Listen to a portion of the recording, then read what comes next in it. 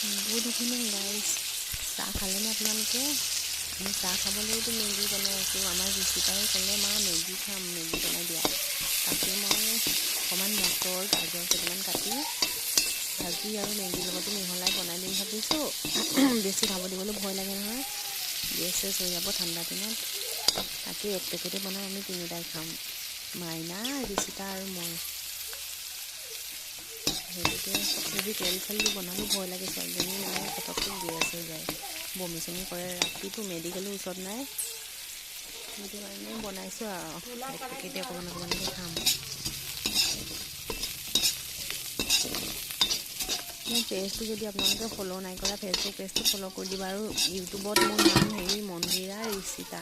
Please আপোনালোকে YouTube একাউণ্টটো যদি ছাবস্ক্ৰাইব কৰা নাই, ছাবস্ক্ৰাইব কৰি দিব।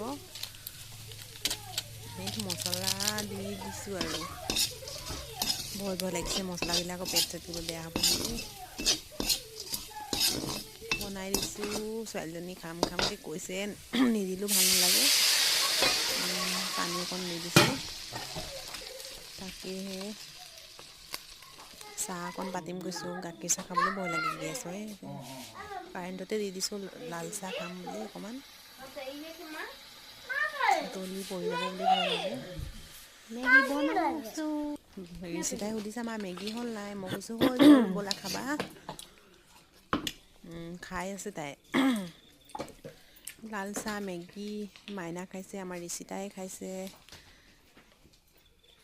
টেষ্টি হৈছে বোলে, মায়ে ধুনীয়া লাগিছে আৰু অকণ দিয়া বুলি কৈছে।